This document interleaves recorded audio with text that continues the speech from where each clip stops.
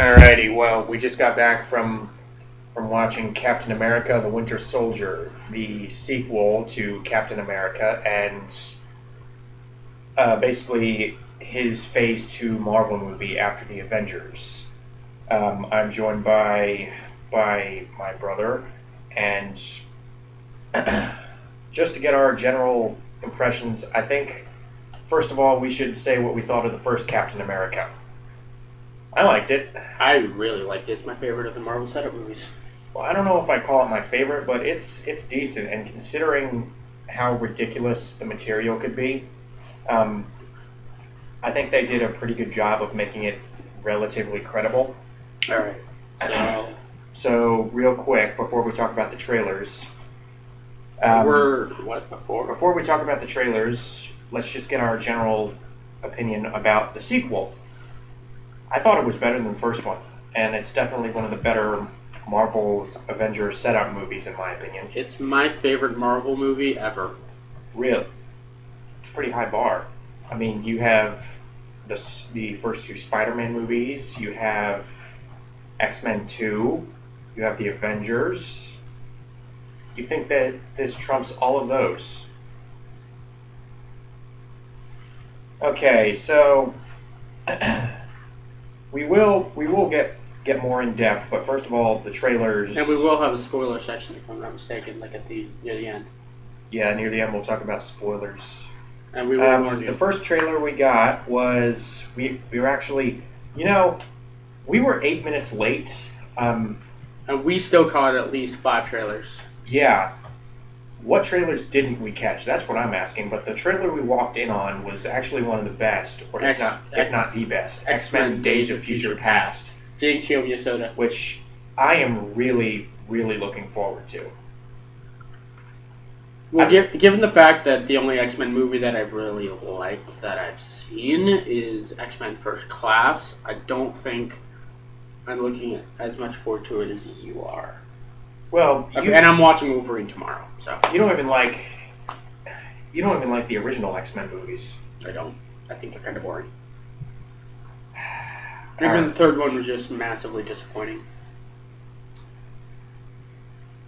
Well, to this day, my favorite Marvel movie is X-Men 2. So really, not even Avengers. No, I think X-Men 2 is better. Okay. I don't know if I'm alienating anyone because it is about a decade older than Avengers, so maybe I'm offending a younger generation by saying that. But I digress. The next trailer we got was The Amazing Spider-Man 2. So looking forward to that one. I think that looks like a mess. I think it looks pretty awesome. Even if it's only for the action, it looks amazing. Well, because they're throwing 3 villains into it. They did for Spider-Man 3, and people still like that somewhat. They just didn't like Emo Peter. And they're not going to be Emo Peter in this one, so it's going to be great. So I really liked Andrew Garfield as Peter Parker. Much more than Tobey Maguire. See, you liked the new Amazing Spider-Man. And you didn't. I thought it was fine. I thought it was okay. But I liked all the other Spider-Man movies better. All 3 of the other ones. Again, I might be opening up a can of worms by saying that, but I'm sorry. I like the classic Spider-Man movies. Elias, prick. The second Amazing Spider-Man, I think it looks way too heavy on the CGI. Although I think part of that comes from who they got to play the villains, or who got to be the villains, because there's Rhino, Paul Giamatti is Rhino. Most notably, there's Jamie Foxx as Electro. What about Green Goblin? And do you think Green Goblin is going to be Harry's father? No, they've revealed it. It's going to be Harry. So they're going with New Goblin. Basically, but you look at some of those fights and they look completely cartoonish. Have you seen the fights in the first Spider-Man movie? And that was worse CGI. Yes, but they did some of that practically. Still looked bad.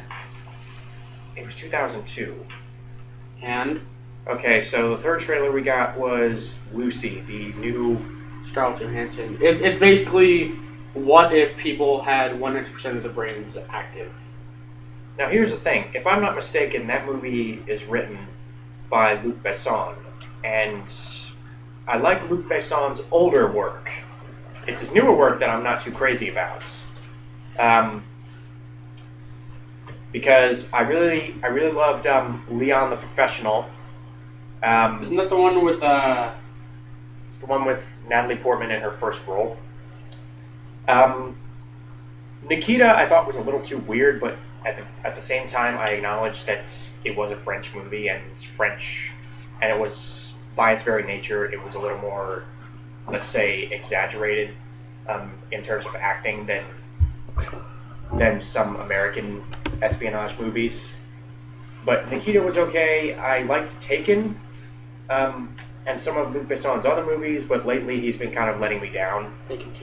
Taken 2, Lockout, The Family. I've seen none of those movies. I still have yet to see 3 Days to Kill. I plan on seeing 3 Days to Kill when it comes to home media.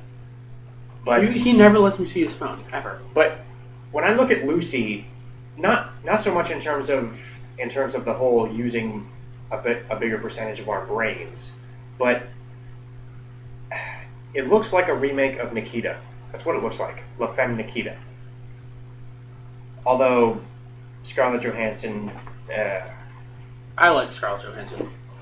I don't. He doesn't. At least not as an action star, and lately that's all she's been doing.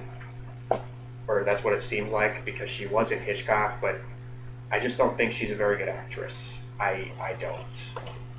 Don't think Jennifer Lawrence is a good actress either. No, I don't. Everybody loves her. Everyone loves Scarlett Johansson too. I'm in a minority on some of my opinions. A lot of your opinions, like how Lion King is the best movie ever.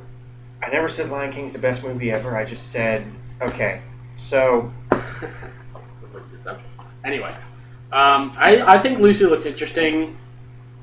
From a script perspective, yeah. It looks. I think there's some interesting ideas in there, but to be honest, even if it was a good script, I don't think having 100% of our brain equals more than Superman powers.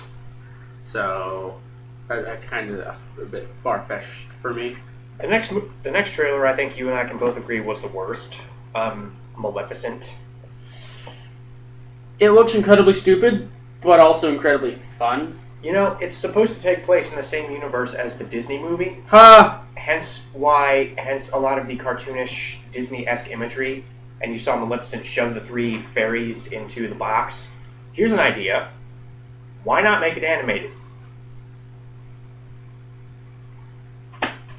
You're using CGI for 90% of the movie. Why not make the entire movie animated? Why even bother having... What is their animation team working on right now? Maybe they're working on something else, and they just wanted to push this out so they could just get rid of it. That's an idea. Everything in this movie looks fake. Everything in this movie looks fake because it looks like they are rotoscoping the original Disney Sleeping Beauty. Right down to the thorns, right down to Angelina Jolie as Maleficent. Right down to the fairies. You didn't see much of the fairies. You saw a glimpse of them, and they still had the red, green, and blue outfits on. Next. This was the final one that we saw, was Guardians of the Galaxy. Uh, I don't know. I think it looks. Shut up. I think it looks kind of fun. No, it doesn't. It looks kind of fun. It looks like See what Fantastic Four light. No, see, what I thought they were going to do originally, because this is my first time seeing the Guardians of the Galaxy trailer, what I originally thought they were going to do is do this kind of John Carter-esque space adventure movie with tons of CGI, and it was going to be very serious and whatnot. But now it looks like they're kind of self-aware. It's a comedy. Yeah, it looks like a comedy. It's a comedy. Straight up a comedy. So now I actually have a glimmer of hope about it, because... That's not what a Marvel movie should be. I mean, come on. They're very comedic, but they're serious. You know? No, Captain America, the first one, was kind of self-aware because they had him do that musical number to get people to buy war bonds. That was really stupid. It was self-aware. It was the worst part of the movie. Wasn't that a deleted scene anyway? it was lovingly making fun of the Captain America outfit. That's what it was doing. And not just the outfit, the original marketing for Captain America, which had him punching Hitler. But Here, you be Hitler. You be no, Hitler. no. That's the extent of the trailers. Okay, so the movie itself. The movie, plot-wise, it takes place, obviously, after the Avengers. Captain America has been going on constant missions for S.H.I.E.L.D. On your left. Yeah, and he is also, in this movie, he befriends a former soldier On your left. played by Anthony Mackie. They're not going to get that unless they've seen the movie. But yeah, left. Shut up. Yeah, Captain America, still played by Chris Evans, befriends Anthony Mackie as a little side plot, but he's mainly doing missions for S.H.I.E.L.D. with Black Widow, still played again by Scarlett Johansson, and directed by Nick Fury. Were they hinting at her? I have no idea. I don't know. They had no chemistry. At least romantically. I think Scarlett Johansson had a couple good lines when she was trying to... Like, throughout the whole movie, she's trying to get him a date. So, I think that was a pretty That funny was kind of gag. That was kind of funny. But and I will say that some of her lines were well delivered, but again, she's just the wrong person for Black Widow. She's the wrong person. I will defend Scarlett Johansson to my dying day with you, but I will agree that there could have been a better Black Widow.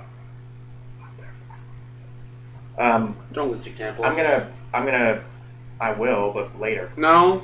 Do it.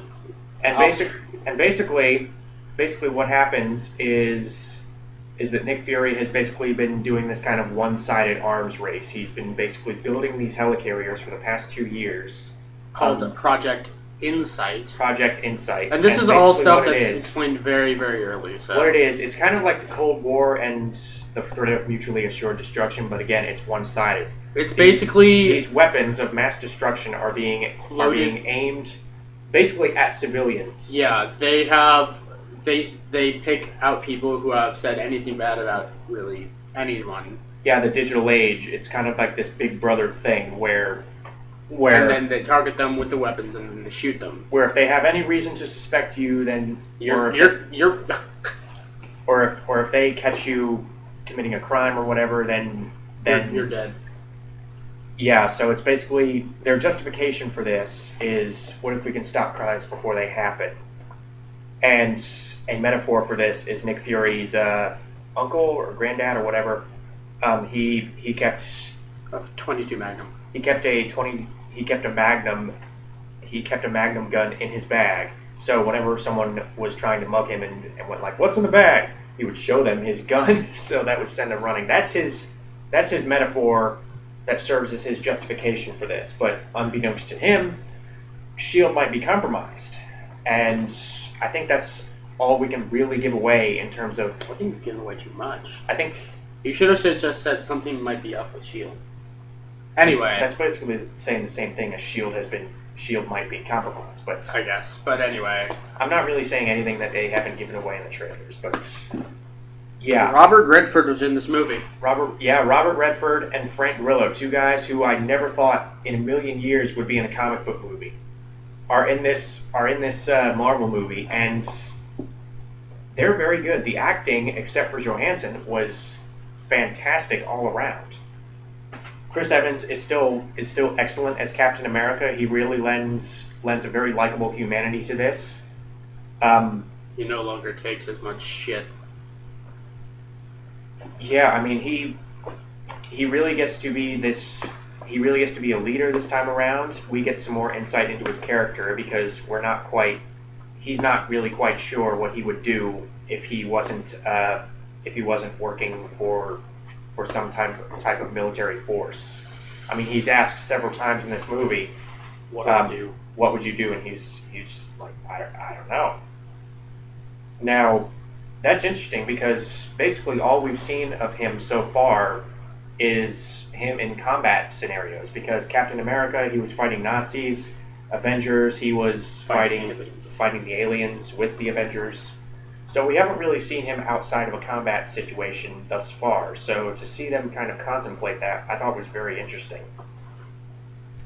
And Evans does play that very well. Like I said, he makes for a good, earnest, likable hero without it becoming necessarily a boring character, because you could easily make this a very bland, wooden, boring character. And in part due to Evans's performance, that does not happen. And they throw Falcon in. They throw the Falcon into this movie. What'd you think of the Falcon? Actually, first I want to tell a story. On our way there, I was talking about him about the show Arrow, and he said, the first time Diggle came on screen, I was like, oh yeah, gotta have the necessary black sidekick. And then when Falcon joined the team, I just leaned over to him and said, "Speaking of black sidekicks." Okay. Not to be racist, but yeah, it's kind of a strange coincidence, huh? Anyway, I liked him. Falcon is all over the trailers, but he's not really in the movie as much as advertised, I think. He's in the beginning as a setup. And he kind of shows up in the last third. No, he shows up somewhere in the middle. Yeah, around the second half. He kind of drops out of the movie in the first half after they set him up. But yeah, he's not. He's by no means forgettable. Anthony Mackie, I thought, was a very good Falcon, and Falcon, they did give him a very. I liked his backstory, and I liked the fact that they were kind of setting this thing up where him and Cap were somewhat kindred spirits. You really believe that they could become fast friends. They had good chemistry. Let's see what else. Sam Jackson gives probably his best performance of any Marvel movie thus far. I think so, anyway. What'd you think, as Nick Fury? We got to see him more vulnerable here than we ever had before. Not to spoil, and I'm not going to spoil, but you don't see much of him. He comes in the first third and the last third, and that's that middle bit that I think, like that break period of the Jackson, Yeah. But yeah, he was pretty good. I don't think that he was as good as he was in the Avengers, though. Well, the Avengers, he did stuff. Yeah, here he wasn't really quite sure what to do, but again, that's a position that we haven't really seen him in before. Yeah, this one is much more about the vulnerable moments. Yeah, because where you don't know what to do and you don't know who to trust. That's a big theme in the first half. Nick, when he leaves the first third, he just gives Captain America something, and then it's just like, don't trust anyone. Yeah, so this was a very interesting character. Let me put it this way: this was a very, very story-driven movie. I mean, you have to pay attention. No, you don't. Yeah, you do, because I don't think you have to pay attention to enjoy the explosions and all the action, but you have to pay attention in terms of the plot, because otherwise, I think you'll be left behind. This is a better written story. This is a more tight script. This is a tighter script than your average Marvel movie, which normally goes for a relatively simplistic story. This is one of the more complex in terms of plots. I can't really say anything meaningful without going to spoilers, so I'm going to wait until that. But here's the thing. Do you agree that even though this was a very story-driven movie, they never really left out the characters? They never really forgot to give these characters humanity. Time to develop, yeah. I mean, that's something that I had a minor issue with in Jack Ryan, and I liked Jack Ryan, but yeah, at times the story kind of overshadowed the characters. Yeah, I know what you're saying. Like, I like how in this there's kind of those meaningless moments that don't really have much purpose in the overall plot. Like that scene where Chris Evans and Scarlett Johansson are driving, and she's talking to him about the girls. Yeah, they could have easily skipped to their destination, but They just let them kind of talk as people instead of as like superheroes or spies. Yeah, we got to know that Johansson has basically been. We've got to learn that Black Widow has basically been going through alias after alias, um, which puts her at an interesting position at the end of this movie. But again, we will get into spoilers in a few minutes. But Robert Redford was very good. He was in more of the movie than I thought he would be. I thought he would just take this supporting role, but no, He was. awesome. I mean, it's Robert Redford. I also like Frank Grillo. When I saw the trailer, I thought the Winter Soldier, that guy with the metal arm, I thought he was going to be the main bad guy. That he was going to be like a planner. He was, again, he was all over the trailers. I think the trailers were somewhat misleading. Yeah, but instead it's kind of he's the toy. He's the brawn. You know. He's the doer. Yeah, he's the doer, and some other guy is the thinker. But anyway, final thoughts before we go into spoilers. I thought, it, like I said before, it's definitely one of the better Marvel movies. I thought it was a few big steps ahead of the first one. Definitely. And again, I liked the first Captain America. It was fun. It was cheesy. It set up Captain America very nicely. But this one, I think the script was stronger. It had more twists and turns. A lot more. We got to go more in depth into the characters. The action was very good. In the beginning, this might be because we just sat really close because the theater was packed. We gotta get there sooner. Yeah, for these Marvel movies, we gotta show up earlier because this is the second time this has happened to us. Yeah, first with Iron Man 3 and then this. Iron Man 3, we were shoved in the front. This one, same deal. Yeah, so for that, the action, in my opinion, kind of suffered. I was kind of angling my head up. Because up close, it's kind of shaky, like too shaky, but in the back, I could see it like just being fine. I was kind of leaning my chair back. So was I. But other than that, I think the action really smooths out in the latter half. Yeah. Because in the beginning, there's like, okay, real quick. There's a lot of fist fights in the beginning. In the beginning, there's basically... It's infiltration. There's a ship infiltration. And Captain America is running, and then they get to the main guy who took over the ship. And there's like close-ups, like Batman Begins, but then they pull out and show you what they did. Yeah, at first the action scenes are kind of hit or miss. Yeah.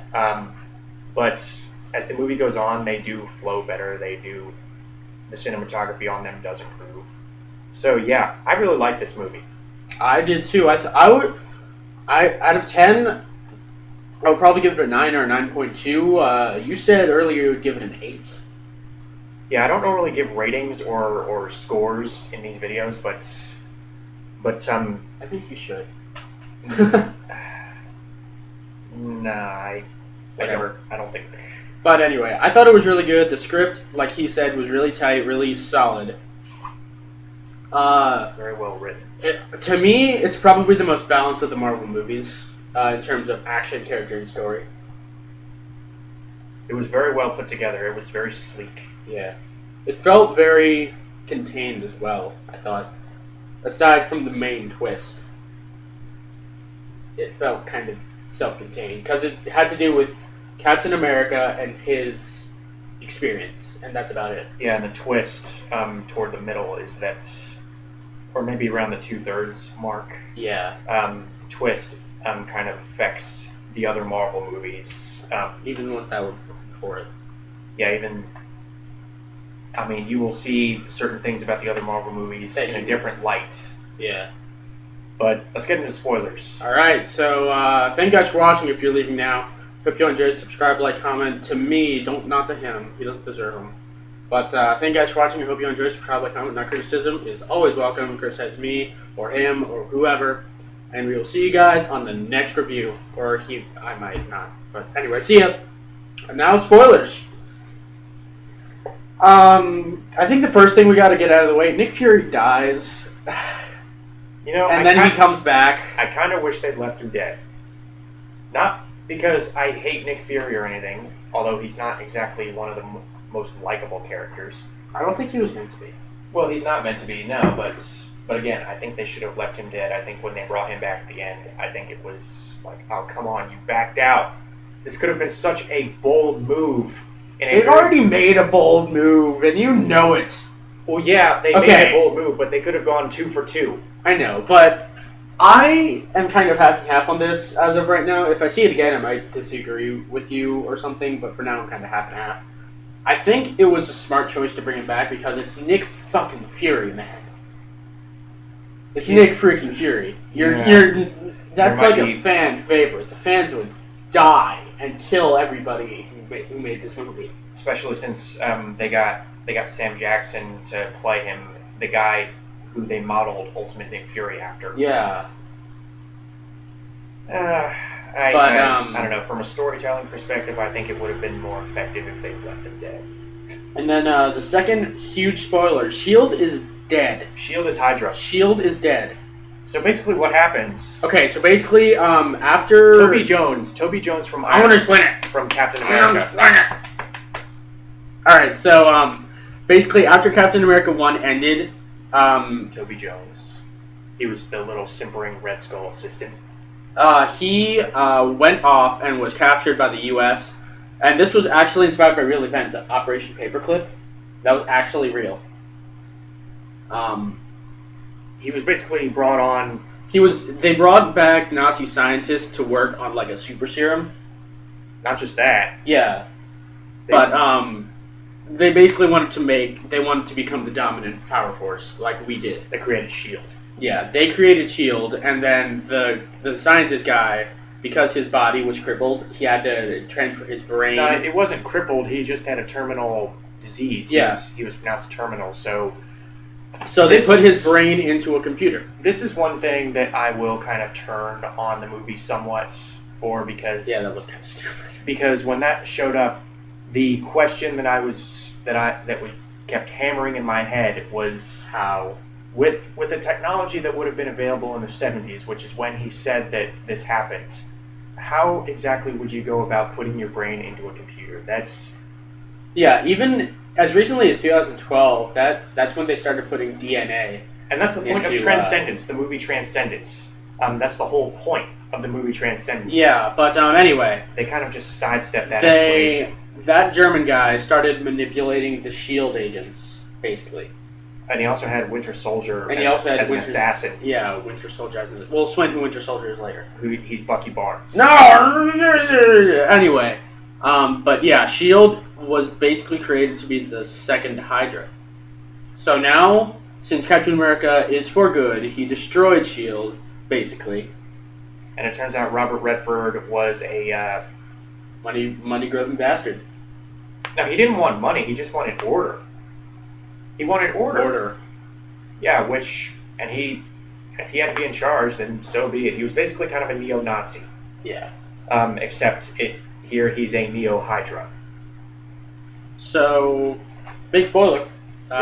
So this basically This renders the entire Marvel series up until this point kind of pointless. There are questions that will be left in your mind as to what S.H.I.E.L.D. was all about. How is this going to affect the S.H.I.E.L.D. TV series?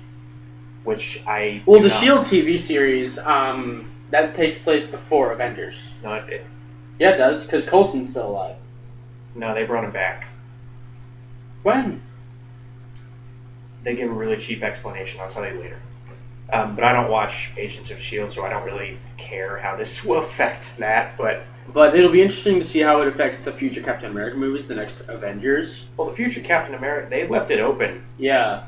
I don't even know how they're going to continue this, because basically at the end, Samuel L. Jackson went undercover in Europe to get rid of the still remaining Hydra agents in the would-be S.H.I.E.L.D.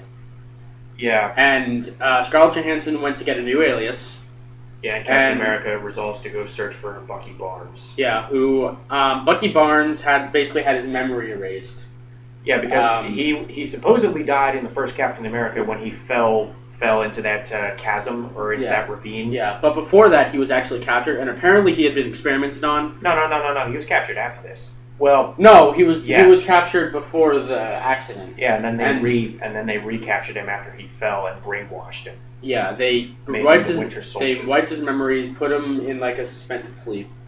and then brought him back today and wiped his memories and like. And for the past several years, this movie basically implies that he has been committing high-profile assassinations to basically drive. It's not just recent years. They say that it's been going on for 50 years. Yeah, so I'm guessing they like put him in and out of like cryogenic sleep or whatever. Yeah, and that's why no one was able to find it.